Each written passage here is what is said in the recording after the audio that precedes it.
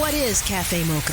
Cafe Mocha is experts, celebrities. What's up? This is Belle Biv DeVoe. Yours truly, Idris Elba. This is Fantasia. This is In Vogue. This is India Ari. So much more. All from a woman's perspective. What flavor are you, baby? This is Cafe Mocha. Sportscaster Mike Hill is here. He takes us behind the scenes of Celebrity Big Brother and the fight between his wife Cynthia Bailey and Todd Bridges and the sad meltdown at the Black News Channel. Cafe Mocha begins now. It's Cafe Mocha, Angelique, Lonnie Love, and Yo-Yo. Yes, we're still talking about this slap. The Academy just announced a 10-year ban for Will Smith. He won't be able to attend the Oscars. Lonnie, does that mean he can't win an Oscar either, or it just mean he can't come to the party? For a period of 10 years, he will not be permitted to attend any events or programs in person or virtually, including but not limited to the Academy Awards. So he can still be scheduled. Earlier in April, he announced that he was resigning from the Academy so he wouldn't be part of the voting process. And he did say that he accepted his responsibility. They said that it was a ton of debate on what the consequences of his on-stage slap would be.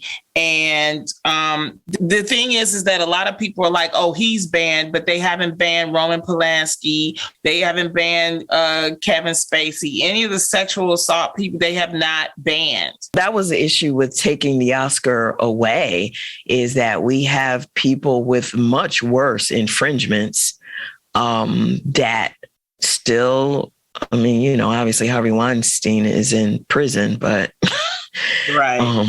I don't know what to make of this. I mean, for you, Lonnie, what do you think the proper repercussions should be? He did apologize, and he has apologized to Chris. I don't think it should be a 10-year ban. I mean, it should be a suspension. I think that there should be some type of meeting between him and Chris, because no one has even heard from Chris yet. Because I felt like when the slap happened, it was something deeper than what we just saw. A lot of people don't understand that these two have been in this industry for a long time, over 20 years. Jada, who Chris did the joke about, has been in the business, you know, for over 20 years. We don't know if there was something that had gone on between them. I do know in 2016, when Chris Rock hosted the Oscars, he did do a joke about Jada and Will. And that joke, because during that time, there was the campaign about Oscars So White. So Jada kind of voiced and led the boycotting of the Oscars until they nominated more people of color. And Chris was hosting that year, and he did a joke that basically was like, oh, well, you have to be invited in order to ban, you know. I wish that Will would have gotten up there and he would have, you know, just taken the mic and said, my wife is beautiful. That would have been, you know, appropriate. But he didn't. And this is what he has to, you know, he's also getting pushback from his movies. His movies are being slowed down. Yeah, Bad Boys 4, which I feel for Martin Lawrence right now. You know, Will Smith wrote his autobiography, and Netflix and another company, they were battling for the rights to that book. Like they were, who's going to be the highest bidder? They both pulled their bids going, we don't want that. Some Black people, you know, are saying, oh, this is a bad look on us. It's a bad reflection. It's like, come on, y'all. This is we're not a monolith. Exactly. So, but it's still embarrassing. It's Cafe Mocha, Angelique, Lonnie Love, and Yo-Yo on the line. Sportscaster Mike Hill. Welcome back to the show. What's up, ladies? I missed y'all. How y'all doing?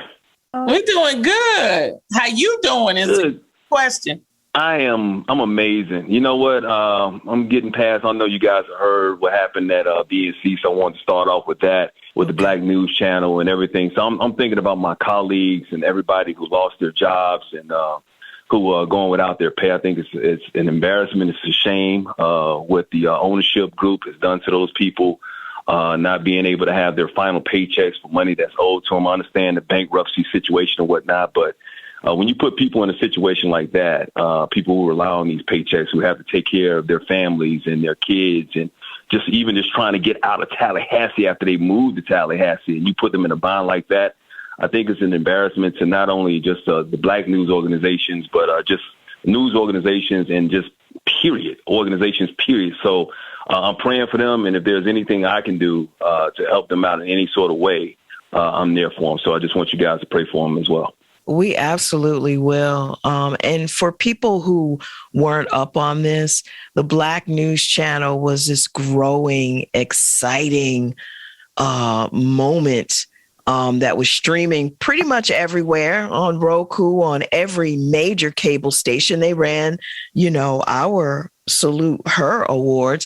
And Mike Hill was the morning man. He was a co-host of the morning show. So he was getting his ass up at like 3:00 in the morning every morning for 5 days a week, doing a great show, talking about the news and entertainment, and a great show. And then, Mike, stuff started happening. Can you take us back sort of months before this? I mean, some women came out and they were upset and quit over some claims. Can you go back and sort of brief us on that? I mean, like, from what I understand, and I can just only take their word, there were a lot of things that was going on that just kind of caused a toxic environment. I can't speak on the other side of that, but I just, saw the lawsuits, and I saw the people that were quitting, some people, they were saying how they were claiming how they were being treated. And, my heart goes out to them, and I know how it is in this industry as well. So having said that, when I saw that they started making the layoffs, and the layoffs happened a week before Christmas, I knew that there was something that was wrong then. That's just something that's just, first of all, it's wrong, and it looks bad. It's terrible to people when you lay people off a week before Christmas without any kind of notice, and not really even give them a severance. And then to go along, you start hearing rumors and people quitting and this and that, and we're thinking, okay, we're going to get over this, and hopefully we can get an investor. And then all of a sudden, you hear maybe it's going to happen in the summertime, and then, I do the show. We do the show, Start Your Day with Sharon and Mike, and we get off that morning, and I take a nap, I wake up, and then the whole network's gone. Now, the night before, there was an email that had been sent out that said that they may not make payroll. It was not owned by a black person. It was owned by Shad Khan. I will say that. Now, it was run by Black CEO, Prince O'Hare, who I still got respect for, and I know him personally, and I don't know everything, all the inner workings that was going on in there, so I can't really get into that. I don't know what Shad Khan's whole motivation was or whatever, the Jacksonville Jaguars billionaire owner, but it appears because he wasn't making the money that he thought he was going to make off of the black struggle at that time, which, of course, Black Lives Matter was coming on like 2 years ago. I think that he pulled his money and he pulled his investment. And that's, one of the dangers of having a lone investor. It takes time and it takes patience for something like this new to grow. Mike, this is Lonnie. I totally understand, and I'm totally in agreement with what you said about time and investment. They officially have canceled The Real. We will no longer go on after a season. Yeah. And what people need to understand is that people like Mike and I, we've been in this business for so long, we get another job.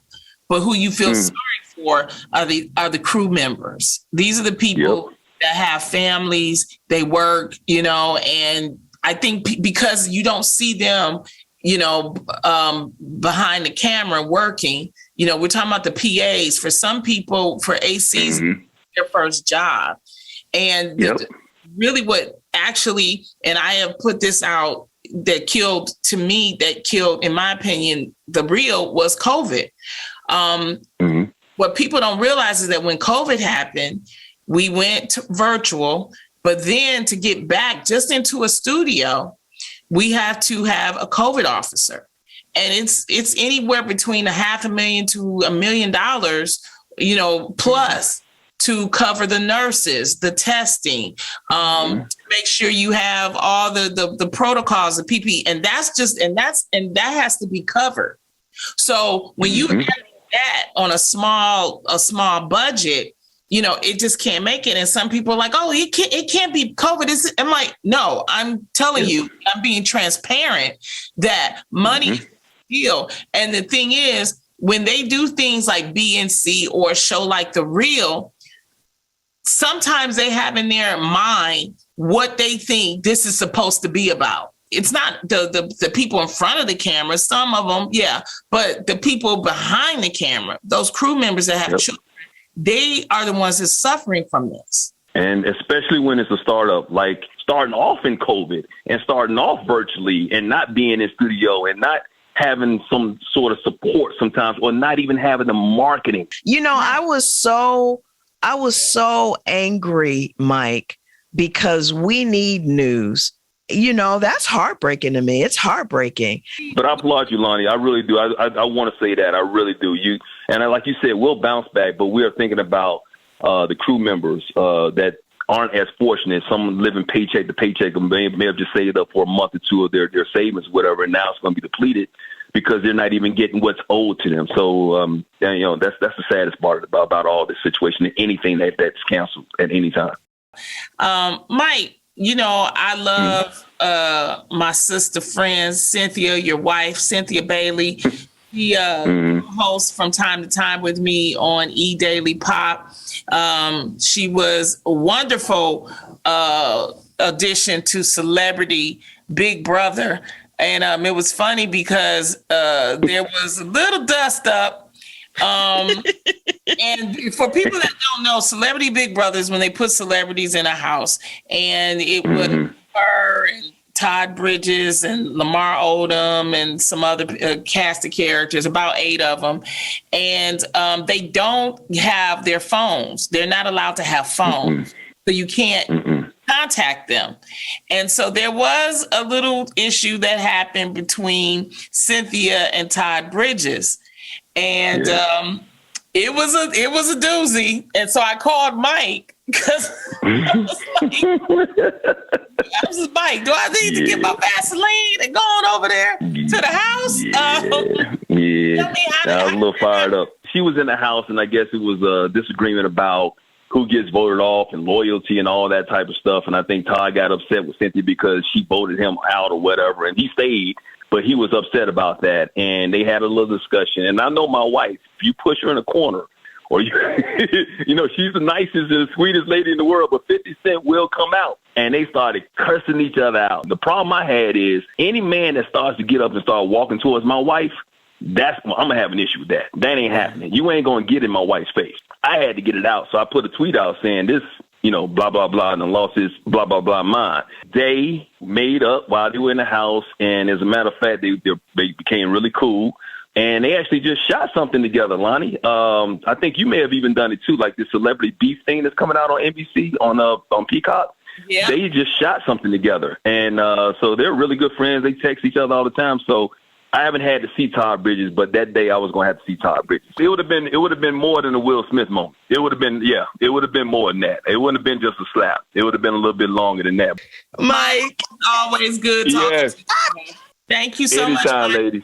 All righty. Anytime, ladies. Love you guys. Love you. Take care. Cafe Mocha, it's Angelique, Lonnie Love, and Yo-Yo talking about now the Grammys, which honestly I didn't watch because I was too busy with the basketball stuff. The fact that John Baptiste, is that his name? Yes. The late night band leader got all of these nominations, which I'm like, fine with the nominations, but then he wins. And I go to the charts, even though I know in my heart of hearts, none of his songs went gold, none of them went platinum. I know this without even checking. Okay. Mm-hmm. But I go and look anyway, and I see that on the adult alternative chart, which is what the hell is that? He had something that went to number 2. And is anything gold? Is anything platinum? Is anything double cardboard? Mm-hmm. As an artist, first of all, the Oscars and the Grammys are not the same thing. The Oscars are mostly about highbrow entertainment. It's not about box office. It's not about the popularity of the whatever, but the Grammys are the Grammys. 1,000% about who bought your records, what it did on the charts, how well you were received by the public. And I'm just, come on, you better preach. I didn't watch see success in your reach. No, because the Grammys are voted on by the members. So that's the reason why you have someone like a John Baptiste who's able to get, and we love him, but he nobody even plays his stuff. I mean, I love come him. on. Nobody even has his stuff in their rotation. Nobody even knew who he was until then. I love him. I love the fact, I love the artist in him. I see his artiste. Well, I mean, first of all, he's a very popular band leader for Stephen Colbert. I'm just going to disagree with you. I think it should be, first of all, because he has one, now his streams are up 950%. So that's important. If I won, my streams will be up too. I believe that is true music. I think that is something within the peers. And if you campaign, then you can win. As I said, a damn popular. If you are in and you're connected, then you get to win. But guess what? When I put out my spoken word album, it could be the bomb. And guess what? I don't get to campaign with the voters. And you know what, the Grammys, what we never really know is how to become part of the Grammys. A lot of artists don't even know that they need to log in. They need to pay a membership fee and become a member of the Grammys in order to have access to vote. The Television Academy, I'm a member, but I had to join. And we vote, and it's a peer recognized award. Yeah. I want to do that too. I was just thinking that. Okay, cool. It's Cafe Mocha.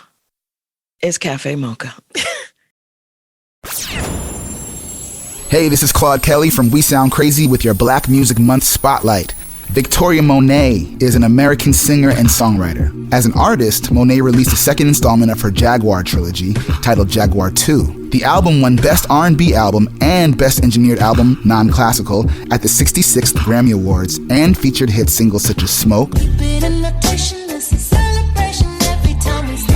And so I know I want the generation where that music was their prime to appreciate it, but also my generation to find some of the lyrics fun and use them as captions. So I want to have that juxtaposition. Party Girls and the RAA certified platinum track, On My Mama.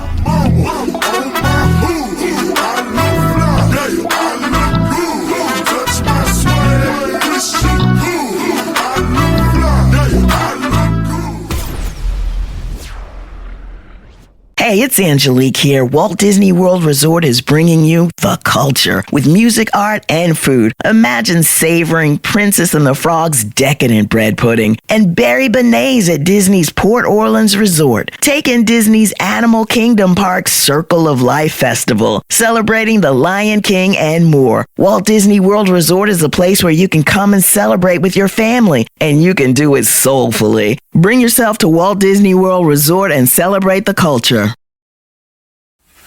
Here's your dose of espresso. Strong, hot news now. This is the Espresso. If you've got student loans, Biden has put repayment on hold again, this time until August 31st. But Chuck Schumer wants more. I believe the president should go further and forgive $50,000 in student loans permanently. It's a huge burden on so many people. By the way, Hampton just announced they're erasing debts for spring of 2022.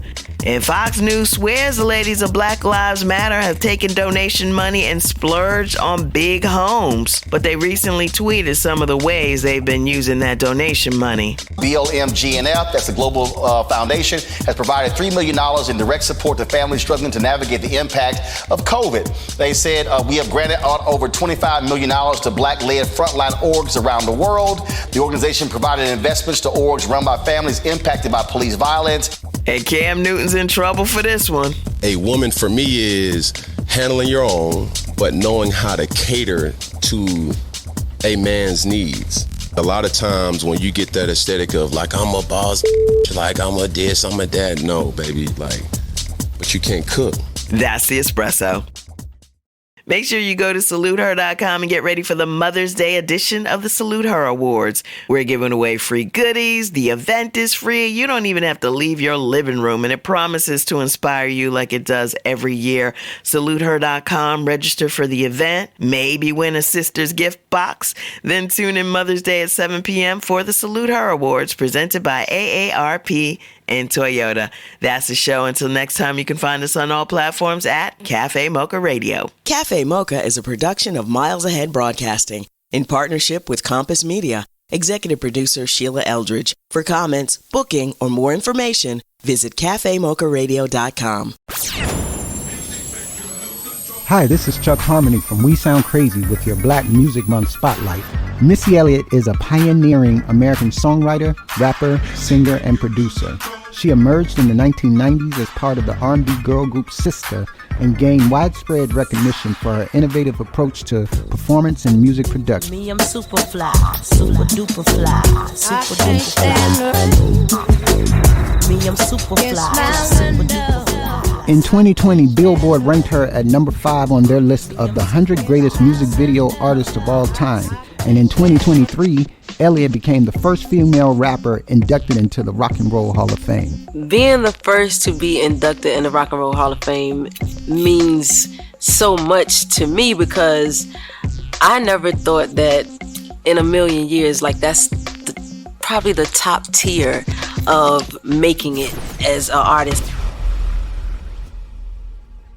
Hey, it's Angelique here. Walt Disney World Resort is bringing you the culture with music, art, and food. Imagine savoring Princess and the Frog's decadent bread pudding and berry beignets at Disney's Port Orleans Resort. Take in Disney's Animal Kingdom Park's Circle of Life Festival, celebrating the Lion King and more. Walt Disney World Resort is a place where you can come and celebrate with your family, and you can do it soulfully. Bring yourself to Walt Disney World Resort and celebrate the culture.